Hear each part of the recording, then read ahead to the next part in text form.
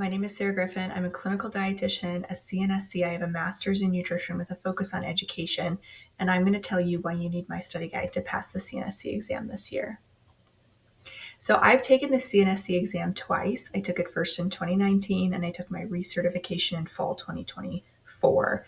The exam has gotten substantially harder in recent years. I will explain why in a bit, but a little bit about my background and why I'm qualified to teach CNSC exam content. I was a preceptor for many, many years. I still precept interns to this day. I work in clinical, which is really important, so my skills are very fresh, and everything that's in my study guide is accurate because I do this in my daily job. I am full-time in my company now, but I still maintain hours at the hospital that I work at. I work in ICU, GI, bariatric, all types of different areas. So I just have deep expertise and lots of hands-on knowledge. I also know how to teach. I taught college nutrition for 5 years full-time, and I learned a lot from that. And so I'm a really gifted teacher, and my students tell me that I have the unique ability to really explain complex topics. I was nominated for an Academy of Nutrition Dietetics Excellence in Practice Award. I have a certificate from ASPEN and the American Society of Healthcare Pharmacists in Nutrition Support. So this is a pharmacy level nutrition support certificate, which really sets me apart from a lot of other clinicians out there because I have this pharmacy level training. And so you'll learn in my study guide, there's a lot of TPN content that you may or may not know as a dietitian, but over and above what's expected for dietitians, because the CNSC exam is multidisciplinary now. It used to be divided up into, there was an exam for pharmacists and one for dietitians, one for nurses and one for doctors, and now it's all the same exam. So you are required to have a lot of pharmacy level knowledge. I was selected as Colorado Dietitian of the Year a few years ago, and I recently completed a clinical nutrition fellowship at Duke University. So again, I have just this real big depth of knowledge. I have a nutrition support skills course as well, and I'm a CPEU provider certified by CDR. So let's get into the nitty-gritty of what you actually want to learn. What is going on with these pass rates? So first, let's talk about the exam itself so you can understand the pass rate situation. What are you getting into by taking the CNSC exam? There's 30 pretest questions kind of sprinkled throughout the exam. So there's not 30 pretest questions at the beginning, but these questions are for validation. The testing board is using them for potential future exams. So you actually will never know which questions are graded and which ones aren't. The pretest questions are not graded, but they're sprinkled throughout. So again, you're not going to know where and when those show up. There are 220 multiple choice questions and the 30 pretest, meaning a total of 250 questions. There's 2 parts to the exam, a total of 4 hours of testing time, and you can take a 15-minute break in between. The questions are given in random order, so you're never going to get the exact same test as your friend, but all the questions are in there. And again, the validation questions, the pretest questions are sprinkled throughout the exam.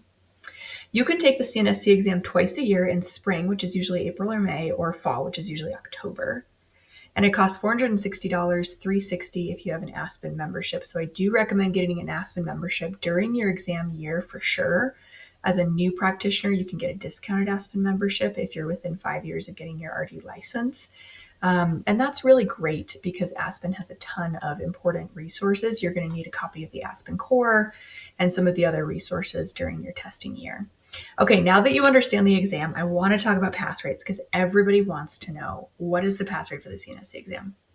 Very different from the RD exam. The pass rates, as you can see on the screen, actually are much higher than for the dietitian exam. But you can also notice on the screen that we don't have pass rates past spring 2022. So April, May 2022 is the last time that they published pass rates for us. I don't know why we don't have pass rates for the last 3 years, but I can tell you that the pass rates got too high. They were above the 95th percentile at one point in 2020, which is far too high for an exam of this caliber. And so the testing board corrected and made the test much harder. And this is not just my own experience, although I did notice a significant increase in difficulty between when I took the exam in 2019 and in 2024. And because that was my recert, if anything, you would expect it to be easier because I've been practicing in nutrition support for the last 5 years before I took that recert. But in reality, it actually has gotten much harder. And I've heard that from lots and lots of students who took it in 2024 and 2025, that it's gotten substantially harder. So hopefully the NBNSC, which is the board that administers the exam, will give us pass rates soon. We just don't know. So what I always tell students is when they look at this graph, they're like, wow, the pass rates are so high. I probably don't have to study that hard. Wrong. You need to study very hard because these pass rates are so old that they're not accurate anymore. The pass rates could be below 70%. We have no idea. So the content areas of the exam, 3% of the exam is process management, 10% is professional practice, 32% is nutrition assessment, and 55% is clinical management. This is based on the 2026 exams. And note that these are slightly different percentages than are in the 2025 and previous candidate handbook because they've changed them slightly for 2026. You'll notice specifically that professional practice actually has a larger chunk of the exam, which is why it's important to focus on that, not just the clinical care, but interpreting guidelines, evidence-based guidelines, even things like research and validity and statistics are going to be on that exam. And again, just to reiterate, the CNSC used to have different exams for doctors, pharmacists, nurses, and dietitians. Now it's all one exam. And so there is pharmacy level, nursing level, doctor level, and dietitian level content on this exam. So it's a doozy. What are some common pitfalls that I hear from students prior to creating my study guide? Why were people failing this exam and why? Or when were they failing this exam and why? What were they doing wrong?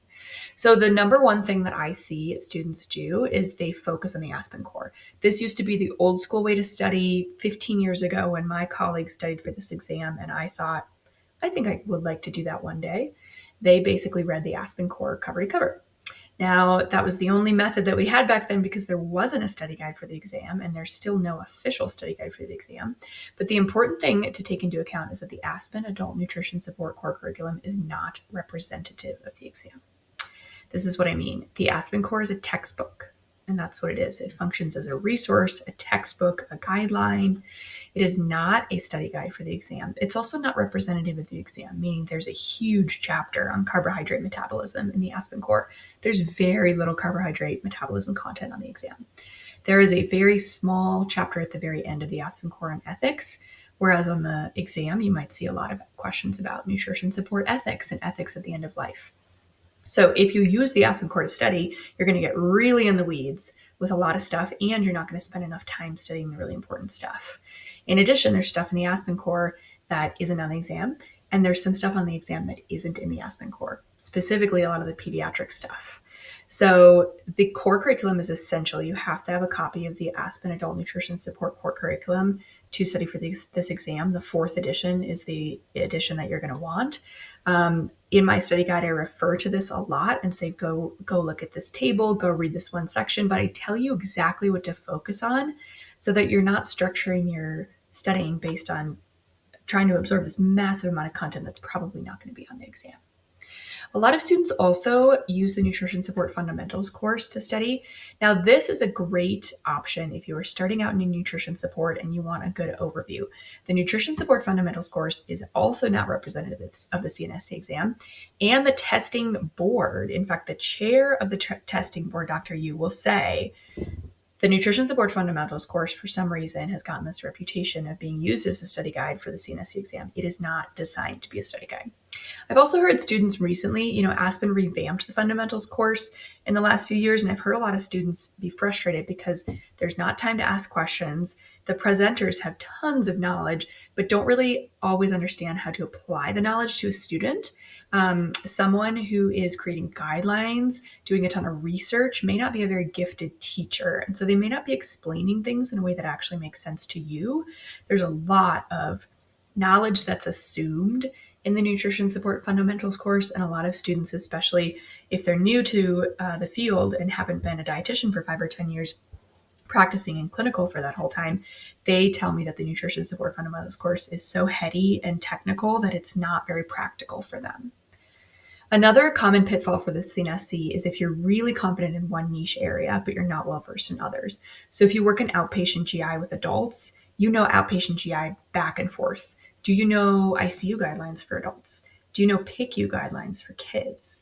Do you remember a thing from your statistics class? Because there is going to be statistics content on the exam.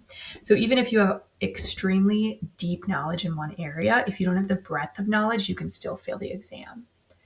Lack of pediatric knowledge is also a common pitfall where students focus on the adult side but don't spend enough time focusing on the ped side.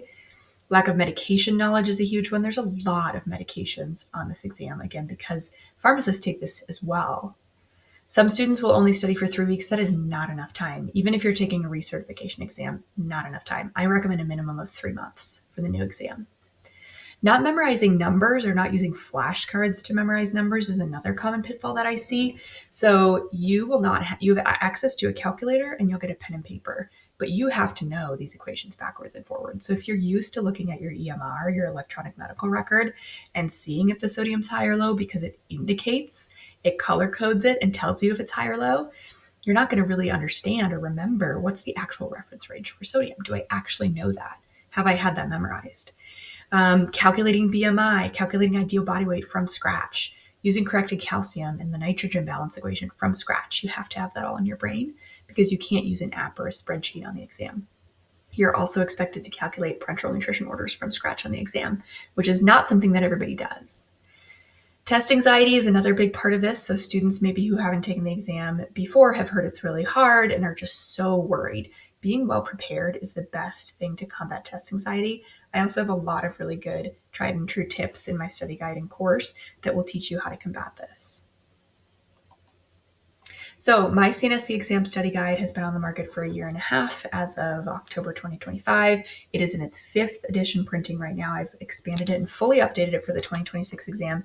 It is 100 pages long. So when you purchase the study guide, you get this beautiful binder with all the information that you need to know for the exam and all the reference material as well. So I do refer you back to the ASPEN Core for a couple of things. So if you don't have a physical copy of it, you can borrow a copy from someone and just borrow it for a few weeks as you study those particular sections. I also include a medications guide in this. This is a brand new resource. It's 21 pages long, and it shows you all the common medications that you should be aware of on the CNSC exam.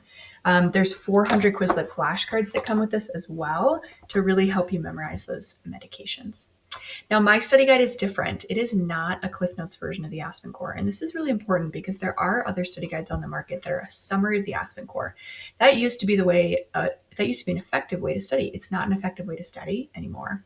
The content domain and task statements that you see on the left side of the screen are from the NBNSC Exam Candidate Handbook. There's 51 different content domain and task statements, and I pull out each individual one in my study guide. So I show you task domain statement T17, recommend administration route and access for nutrition support therapy, and then I explain everything that you need to know for that particular section. So this prevents you from studying a ton of content that is not relevant for the exam, and it makes sure that there's no gaps in your studying.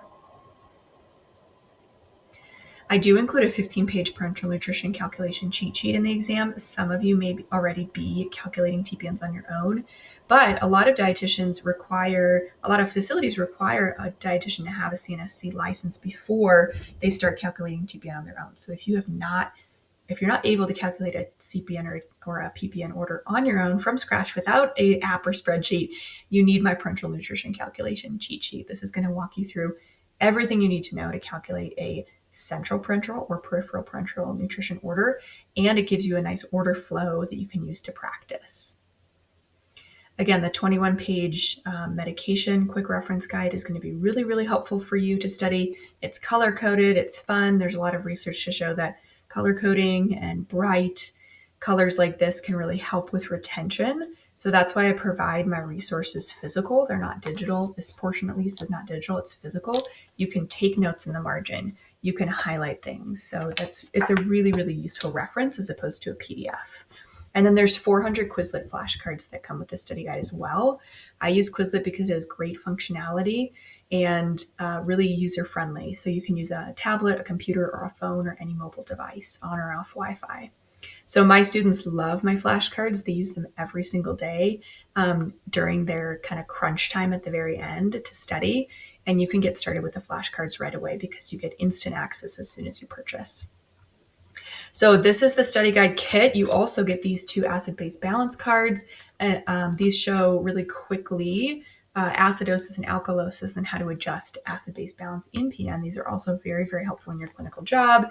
They're nice little cards that you can carry with you to rounds, so you really understand the ins and outs of acid-base balance. There are a lot of acid-base balance questions on the exam. They love to ask about it, and this is one of the weakest parts for a lot of dietitians that don't understand that.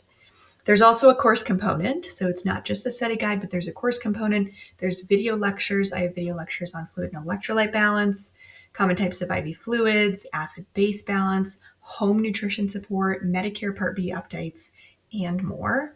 And then, of course, you get the 15-page parental nutrition calculation cheat sheet, the 21-page medication quick reference guide, and the 100-page study guide. So you can look down in the comments for the link and purchase the study guide today.